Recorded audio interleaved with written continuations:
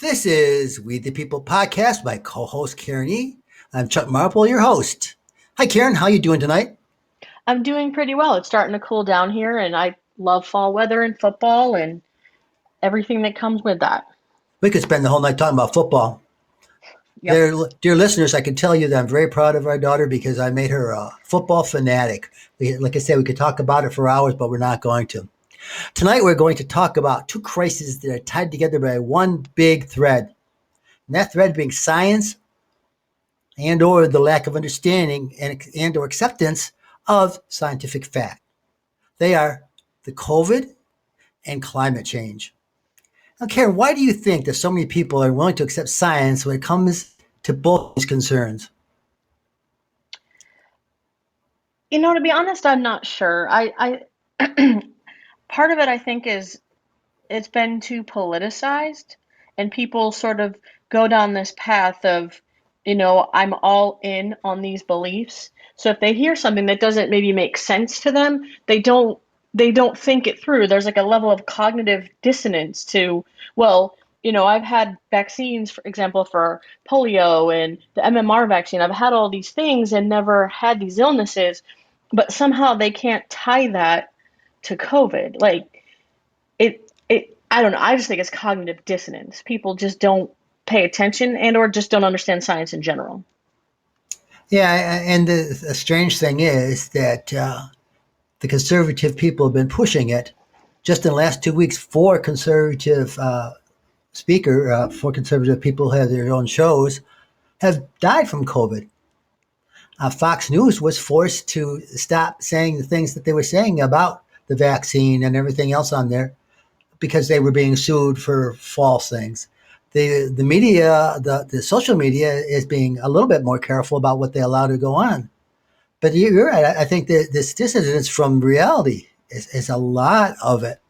And, it even goes back to the concept of science, the science of climate change. There are 97 to 99% of climatologists all accept that it's us that have accelerated the process. Yes, it's a natural process. Global warming is a natural process, but we've accelerated to an extent it's never been before. And that's not like some people act like they've never heard of it before, but I remember being in middle school, high school and hearing about the depletion of the ozone layer and I mean aerosol cans and cows and methane and all the things that were contributing to that and it seems sort of ridiculous when you haven't heard about it much, but you know, it sort of grew in my consciousness from there. You can't deny that there's all these changes to the climate just in my lifetime. Yeah, and it's not like that we weren't warned. We were, and I've spoken about this before. We were warned back in the 1960s by two big environmentalists. One was Rachel Carson, who wrote A Silent Spring, talking about insects and the natural life around it, and Jacques Cousteau, who was about the oceans and what we were doing to the oceans with pollution. So it's not like we haven't had the warnings. I used to joke with my students back in the 1990s at Oswego High School. I used to joke with them and say, you want to be rich when you get older and pass something on. Buy prairie land up in Alberta and Saskatchewan because that's where it's going to be warm enough. We're not going to be able to grow things in the United States because it's heating up so much. And boy, we're seeing that in spades. Yeah, and I read something interesting today that talks about, we've had two extremes on either coast with hurricanes to the east and then, fires and heat to the west. And it said that climate change isn't responsible for those events, but it does cause worsened effects. It causes it to be hotter and wetter depending on which side you're on. Yeah, the climate change itself, again, it's a process that's always been there. That's why we had ice ages and we've had high temperature ages and everything. But they're generally over periods of thousands and not millions of years in between. We've accelerated all this in just a little over 200 years since the industrial age and we started using these fossil fuels. And the crazy thing is too, like what is hard for me to understand is that when COVID first kicked off, and every country, most countries went into a lockdown and people weren't commuting, and we were starting to see some effects on the environment pretty quickly. I can't remember, it was somewhere in Europe, Italy maybe, they were talking about these rare this rare species of dolphin or whatever that they were now seeing in this channel that hadn't been there for decades. But because, shipping had closed down and there weren't ships in that channel, you were starting to see sort of like a recovery of nature. Yeah, it shows if we put a little effort out that we can make little changes that can add up to bigger changes and get life better for everybody. Unfortunately, once it started opening up, we've got in some places more pollution than we had pre-pandemic because people are going crazy. Although I did see on the news tonight that the airlines bookings are down the most they have been since March. I think a lot of that is some people are noticing, COVID's jumped up. It's worse than it was last year at the peak in, I think it was July. It's worse now than it was then. And the Delta variant is more contagious, more severe, and it does impact children. And I think, I forget who I was talking to, but she said, you know, people clearly don't care about elderly people, but maybe once a few children die, they'll finally understand that this is serious. And it's not funny, but sadly, I think she's right. Well, part of the problem was the original alpha variation of COVID wasn't too tough on kids. They didn't seem to care. They carried those, but they didn't seem to get sick from it. They didn't seem to even definitely pass it on. That's not been true with this, but you can't use the comparison to these people. They said, well, COVID wasn't bad for people, and for people in their 20s and 30s, they'll all recover from it. Well, they found out that not only is it very, very contagious, like 7 times more contagious, but it's also causing worse outcomes more quickly.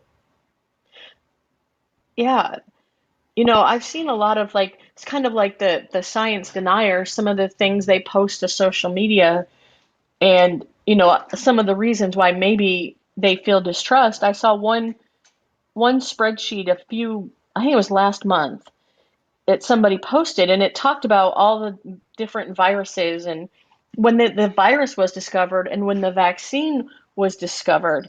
And they said, and this is why we don't trust it because it was developed so fast with no tests. But I guarantee, and you can confirm this, when they came out with polio vaccine, people probably weren't worried about the side effects. They probably lined up with their children to get it. Yes, well, when I was young and everybody was starting to be vaccinated, they had the pictures of children and older people in an iron lung. If you want something really to be scary, it's to see those kinds of pictures. Like my mother was very scared when World War II began, because she was seeing pictures of what happened in World War One in places like that, where they kids and everything were wearing gas masks because of the poison gas they were using. So that was her scary thing. For my scary thing, I was watching on television children in these iron lungs in these huge coffin-like tubes that and all their well, sticking out their heads, and there was days and months, in some cases years, before they were able to get out of them if they did survive it, and they generally survived it with disabilities. So I mean, people didn't were the people were trusting of medicine and science back. For some strange reason, they don't want to trust it anymore. I mean, I can I see people of color, even though now it's getting a little old about the concept of Tuskegee, because I think there's enough of medical people of color who are telling them, look, this is not the same kind of thing. I think it's tough when you politicize something like the CDC. I I firmly believe that the people at the CDC, the epidemiologists and the medical professionals, I don't think that they work there with the intent of practicing some kind of like diabolical medicine to torment people and test people. I think the broader theme is public health and trying to do what they can to make life better for everybody and to improve things for all of society. And yes, not everything is going to work for everybody. Not everybody is going to take a vaccine and survive or not have a major medical problem, and that's a terrible thing. But if 98% of people will survive, that's just, I guess, the risk that you have to take. You have to decide for yourself based on what you already know. Like if your child has a horrible reaction to a vaccine and your doctor says, I don't recommend they get vaccinated again, that's a lot different than, well, this has only been out for a year and I don't trust that. Well, part of the problem is developing a lot of the things that people have been upset about, like the Tuskegee thing, came out of more the Department of Defense than it really did out of the CDC and all those places on there, and a lot of the testing that people had done. And the worries would come. I'd be worried if the military had come up with it out of their special test areas, Fort Detrick and other places. But this was done even more so. People need to understand that this RNA vaccines have been understudy for what RNA can do. They just had never put them together. And they thought, gee, if we can put this concept of changing the body's cells to make the thing that is fighting, they need to fight, we've already got a process of doing it. And the interesting thing is the ones who have done it this way have had more success, less problems overall by the numbers than the ones who did it the old way with all the other forms of doing the vaccine. So this using the modified RNA is going to be the future of medicine in so many things. I mean, I think it's going to be a big thing in treating cancer. I think it's going to be seeing things like that. So I think we're seeing some of this improvement. I think so too. And like going back to that chart I was telling you about, I said actually this chart celebrates, you know, the evolution of science. Because when we there were some viruses on there that took 63 years to make a vaccine. I'm like, now we can make one in under a year. That's extraordinary. And if you're the kind of person that you need to wait and see what the side effects are, how long are you going to wait? And other people have said, well, there's HIV is a virus. Why isn't there a vaccine for that? And I think that that probably comes down to just a lack of understanding about how science works and how HIV as a virus works in the body. To be honest, there's also the issue of its origins for a lot of people, and that in comparison to the COVID and those other diseases, they were much more widespread throughout the entire population.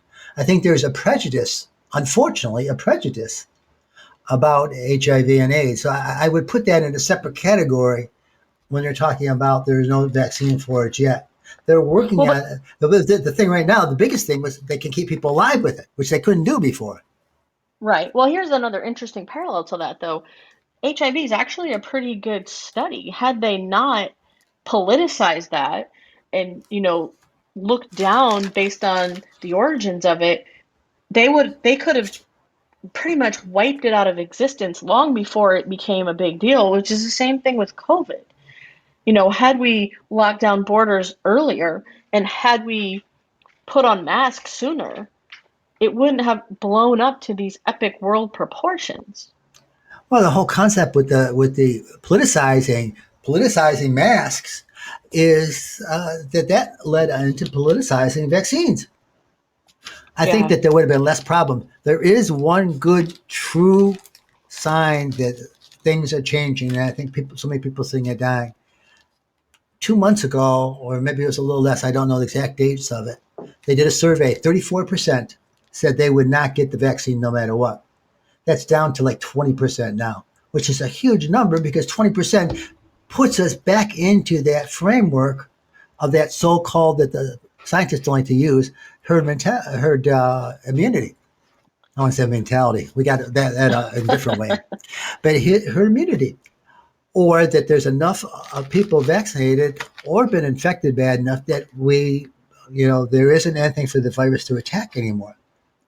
The big Yeah. fear for those of us who have been vaccinated is because of the people unvaccinated, that there may very well be a lambda all the way up to epsilon and all the other Greek letters in there. And one of them may just be enough to overwhelm the vaccines. And then we're starting back at point zero again. We got to develop a vaccine from scratch to attack that. And we're going to approach what happened in the pandemic of 1918 to 1920. of 50 million people throughout the world dying. And that's as a percentage of the population, it'd be a heck of a lot more like 2 to 300 million people dying. But how tragic to do that when a vaccine exists. That's what happened when you didn't have a vaccine and people felt like it was their patriotic duty to quarantine and to not be out in public. Yeah, it's so simple. We go into Bucky's, which for those of you who don't know about it, is a super rest stop along the interstates. And this is one is in Warner Robins. And we were there probably in the highlight of this when we were stopping there. I would say 75 to 80% of the people were wearing masks. All the employees were. Come the end of June, almost nobody was wearing a mask. And even when we got into July with all this going on, I bet you when we were there last week, probably maybe 1 in 10, 1 in 15 was wearing a mask. And this is a place where a good portion of the travelers are coming up from Florida, which is really had and bad. Yeah, and what's weird to me is that people in Florida that are, DeSantis people are talking about how he's pushing those centers for the what I don't Regeneron, those infusions that Yeah. treat COVID. And it's like, but if you can prevent getting it, why wouldn't you push that instead? You would not That, want to get it rather than have a treatment for it. that's what we're talking about today. It's true. I mean, why go? Why not go for the cure rather than the, or should I say, for the preventive instead of the cure? And there's Yeah. there's, there's just no guarantee it's going to work for everybody. I It's mean, interesting too, like kind of like a parallel with the climate change and with COVID, is that people sort of tie some of these public health measures as like invasions of their freedom. I want to be free to dump my whatever next to my yard or, throw this in the trash that goes in the dumpster and poisons water and, get a haircut or go around without a mask. That's people value their freedoms but don't want to acknowledge their responsibilities in maintaining those freedoms for everybody. yeah, and it's funny how things can change people's attitudes. When I was very young, my grandparents lived in a town called Glen Park, New York, and they and other people in there had chemical toilets. They didn't have um, septic tanks and those kind of things. It just wasn't made back in that the same way. So they lived across the road from the Black River. So the people would take their chemical toilets and dump them in the Black River. Now, what's ironic about that, we had a camp on Lake Ontario on the Black River in that part of the area. It was one of the big feeders. So it's kind of strange when you think back of how negligent we have been in dealing with our environment. The things we dropped, there's a library that my grandfather used to service in a place called the Polville. And you go to the bathroom in there and you look down and the hole where the toilet was would go right into a creek that fed into the St. Lawrence River. I mean, Yeah. the stuff would go directly into this creek. And it's just, you think about what we have done to our environment. And Yeah. who's suffering the most from it? The same people who suffer from disease exceptionally before we had the vaccine. People of color, poor people, suffer Yeah. the same because of climate change, because they don't have the ability to get up and move. And in fact, I'm reading that in many cases, the places where they're living, they can't afford to live near the coast and everything. But now with the coast having the problems, these people are coming up and buying property up there and gentrifying these areas. Yeah. I actually had a really interesting conversation um, with someone I met on Friday. His father was in the army and he was, an army brat and they lived in Hawaii and he was telling me about how, it's enjoyable maybe the first year, but then you get tired of island life. And he was telling me, I forget the beach he mentioned. He said, but all these Hollywood people bought these properties and bought up all this land and made it too expensive for the people that were already living there. And he said there's a tent city on the side of the beach there where 1,000 people live because they can't afford regular properties. Yeah, it's kind of interesting, you bringing up that there's a great book by James Michener called Hawaii. He wrote back in the 1950s, and they got one, and it starts out with as he does way back in geologic history and moving forward. But they had it um, one part of it towards the end where there's one of the main characters of that time period, the 1950s, late 40s, early 50s, was talking to a friend. They were both Hawaiians, and they were talking about when the missionaries first came to Hawaii that the people were the Hawaiians were basically wearing nothing, doing nothing, and they were very very happy. And now he says it's the white people out there basically wearing nothing, doing nothing, and the Hawaiians who were doing the hard work, doing the field work, and the immigrants were doing the hard work. So it's kind of an interesting thing how you can see all that going on. But it's really sad that so many people have been bamboozled by media into Yeah. believing that science is bad. The science lies, and make it from the Science is the scientists. enemy. Yeah, and like I've seen a lot of like pro science posts on social media where people say, you know, it's not that science is wrong, it's just it's a process. And you're always striving to find the right answers. And just because something was true a month ago or last year doesn't mean that it wasn't true then. It's just that we've further developed our knowledge and been able to delve deeper into what's actually going on. And it has, and and I don't like when they hit the scientists who've done things. Has Dr. Fauci been perfect in everything? No. But does he deserve to be the villain in DeSantis raising money for his campaign? I You know, think it, it's actually I find it really humorous when people talk about him being, like the Antichrist and all that. And they're like, or his career's over. I'm like, he's in his 80s. His career can be over whenever he feels like it. He yeah. doesn't care. And I don't think that he spent the last 45 years like, ha ha ha, I'm going to take people down with this virus in the 2020. Like, I don't think he ever did that. No, I mean they have made mistakes. They admitted the mistakes. That's one of the difference between Dr. Fauci and the former president. That former president never admits to any making an error. Well, Dr. Fauci came out and said, we were wrong in the beginning because we did not know exactly what the virus we were dealing with, and you didn't. It's a brand new. They don't call the novel virus for no reason. Yeah. It had never been around before, and yeah, it's related to a cold virus. It's a COVID coronavirus. So, but still, it is a totally different virus, and it behaves far differently than viruses did before. I mean, it's basically you can't get it from contacting anything. It is an aerosol virus. It's like the difference Yeah. between pneumonic plague and bubonic plague. Bubonic plague, you can get it from being around things. Pneumonic plague, all you have to do is breathe the bacteria in. So, Yeah. It's frustrating too because so many people they look at the survival rate and they say, well, if I get it, I have like a 99.98 whatever chance of living, but they don't talk about some people are impacted for the rest of their life. Like they have significant lung scarring. And yes, you survive, but if you can't work or you can't breathe, then that's not really the same. That's I would call that like half survival. That's not the same as actually like getting over it and being done with it. no, and for the unvaccinated, even some of them, I'll be like it was before, some of them may not get sick from it or get very sick from it. And yet, you don't have, they're saying that people who didn't even have symptoms are having a long haul symptoms later on that they don't know things about in their heart and lungs.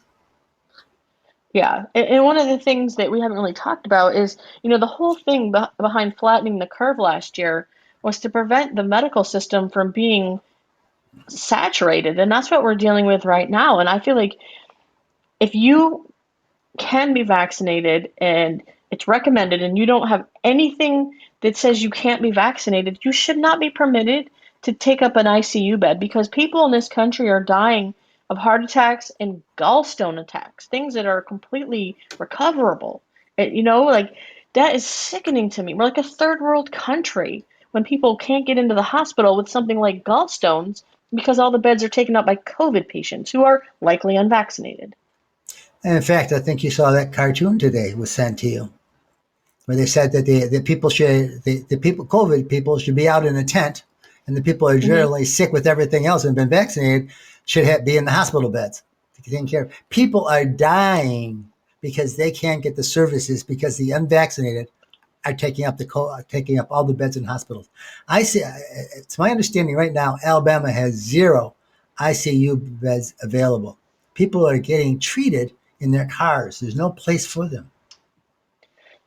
I mean, if you're sick, like say you have like a chronic illness and you need to go to the hospital, I feel like I would think twice about going there and exposing yourself to COVID, Yeah, because it's full of COVID patients and doctors that have been working with them, and the doctors are doing everything they can, but they still are exposed, and yeah. nurses and all of that.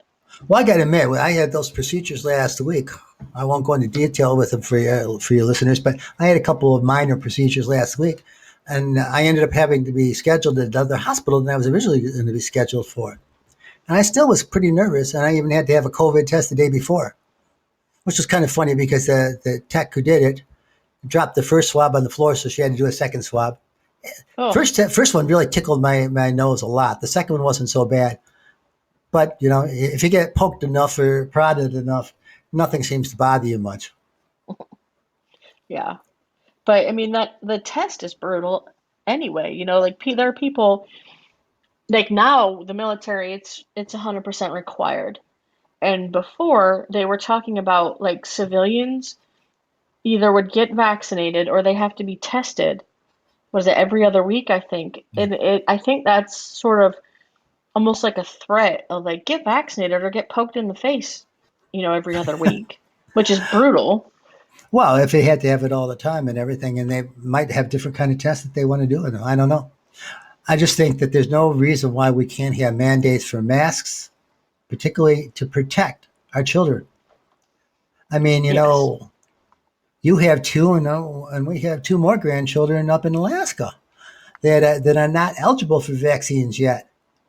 And yet, these people who say they care so much about so many things refuse to be vaccinated to protect that generation. If children are our future, then we should be doing everything in our power and not be fighting for it. I can't imagine that they're talking about fist fights when school districts mandate masks. Parents That is say that they crazy. have the right not to have their kid be protected and to protect other kids. I don't understand it at all. Yeah, and it's one of those things where it's like, okay, you think that you have the right to make, and that's my problem with DeSantis when he's like, I'm all about parents' rights. I'm like, well, no, you're not. You're not about the parents who want their kids vaccinated, who want their kids wearing masks to be protected from the kids who aren't. Like you're choosing the wrong side of this. And he lost that court case actually the Mm-hmm. end of last week. And I saw a statement that his spokesperson put out that basically said that they felt like the judge and I still don't understand this verbiage. He said the judge went with the elected people and not with what the actual people want. I was like, but DeSantis is elected. I don't understand why your statement said that. Like, do you think that he was like nominated by God himself? Like, I don't understand. Well, 65% of the people want the mask mandates for their kids. 65% of the parents in Florida said that from the very beginning. And if Yeah. you truly believe in majority rule, as we're supposed to in this country, then you should be listening to that. If you don't like it, do whatever you want to do. Keep your kids home or whatever, but you shouldn't be forced to do it the other way. Keep your kids home to take care of them and protect them. How does it wait? How does it go? If you don't like it, you can Yeah, move to another country. yeah. One of the things that and this is off the topic though. There is nothing wrong with looking at the mistakes a country makes or No. a person makes. If you're going to try and learn from those mistakes, we are, I don't think, I know you wouldn't, want to live in any other country in the world. There are some nice countries out there, but I wouldn't want to live in them.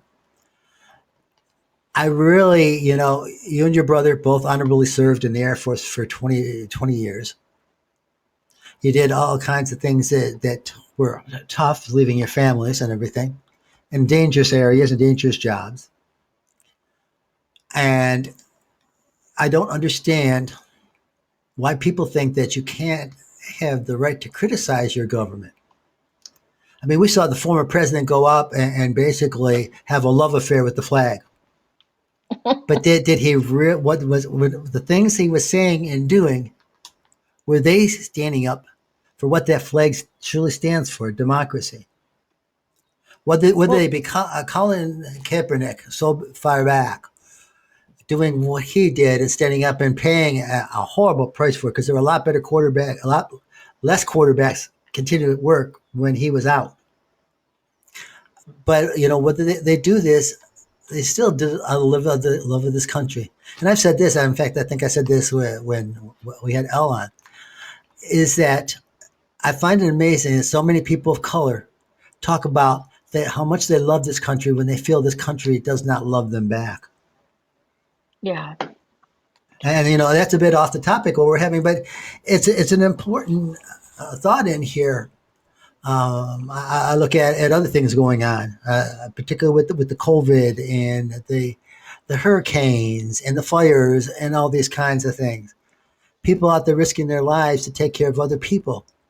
Is it not the same thing to go out there and get that shot to protect everybody else? I want our grandchildren and future generations to be protected. I don't want the environment to come back. I mean, let's face it, by a lot of the things we're doing, we open ourselves to the dangers out there. More people getting attacked by sharks than they did for a long time because more people are getting in the water. We're getting in where they are, and climate change is bringing those sharks closer to shore and farther north. Yeah. We're clearing areas in China and places where wildlife lives, and those wildlife have different diseases that are zooic but can be transmitted either through median hosts or directly to humans. Rabies being a strong example for that, and other things. Why people aren't willing to go out and protect it and to look at science, and that's really to sum up for tonight. Science is a driving force in our country, and should be. It's a driving force in our medicine. It should be a driving force in our decisions and a lot of things we're doing. And yet, there's too many science deniers out there.